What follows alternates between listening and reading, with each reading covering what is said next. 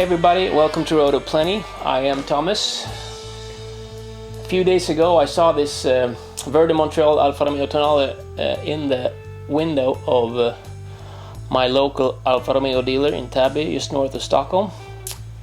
And I decided just to stop by and have a quick walk around. Now the Tonale looks better in real life than on the pictures. However, I'm a bit skeptical to the price. In Sweden, this edizione speciale, sorry my pronunciation if it's not okay, is 45,000 euros in Sweden, and in Germany it's 39,000 euros. So it's 6,000 euros more expensive in Sweden than in Germany, which is a little bit odd. It's got a 130 horsepower mild hybrid engine, so it's not even a hybrid, it's not a plug-in hybrid, it's a mild hybrid. The plug-in hybrid will come later this year or later next year, I believe. And well, I'm just not completely convinced if it's gonna sell with this price. Coming to the rear here, it's really nice. I really like the taillights are a little bit slim, like they used to be, like they were on the 159, like they were on the 156. And a lot of manufacturers now are going towards more slim taillights, which I'm happy to see, because the last 20 to 25 years they have been very bulky, almost diaper-like, all across all manufacturers. So I actually thought it was some kind of rule that they had to be of a certain size, but apparently it's not like that. So anyway, new Tonale badge looks good. They're returning to some kind of traditional look of the badging. Anyway, I actually wanted to. I couldn't figure out how to open the rear trunk, so couldn't show you that. Coming to the interior, it's a mixed bag. I mean, I'm coming from the Stelvio Q, which is a top of the line model with with the leather dashboard and so on. So maybe it's a little bit of an unfair comparison, but the reviews have been so positive that the quality has been the interior feel is so much better than on the Stelvio and Giulia, but I don't think so. I think it's, if anything, a little bit lower quality, which it should be, because it's a smaller model. You know, usually the smaller models have a little bit less quality. But anyway, it was the fit and finish felt good.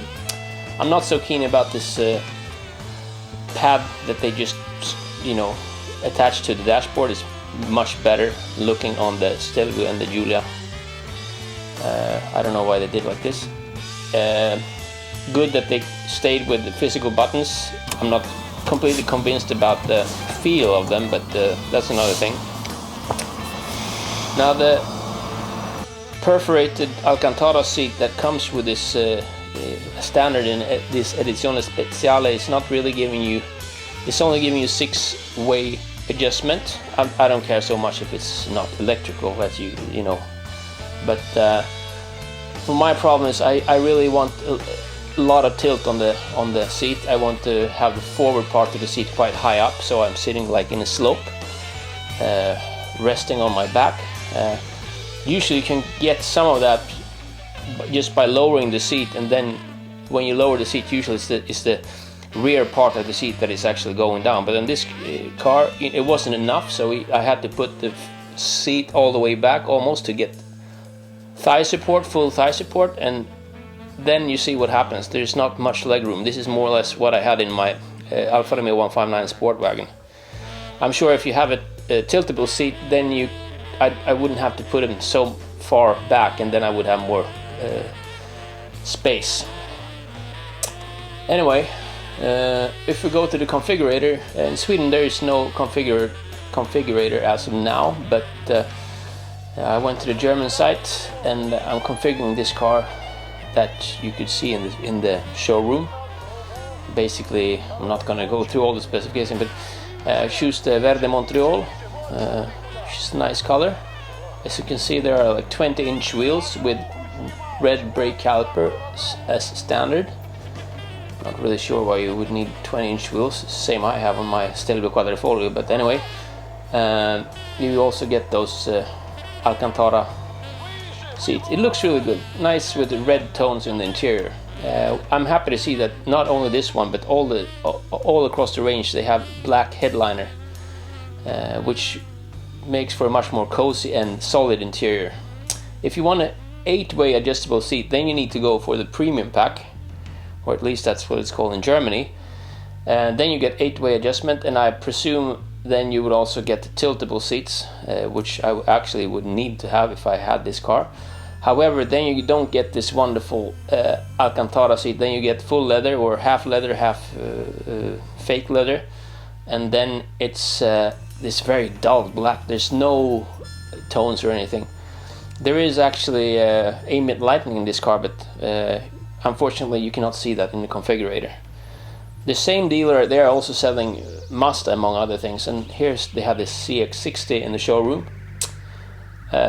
It's a lot bigger car. I would say, I guess it's like the BMW X5 in size. It's a plug-in hybrid with 60 kilometers range, and it's got 327 horsepower, something like that, combined. So that's almost 200 horsepower more than the Alfa Romeo Tonale, for more or less the same price. 10-year guarantee instead of 5 of the Tonale. This is also rear wheel biased, although it's all-wheel drive. So if I had to choose, I would definitely go for this one.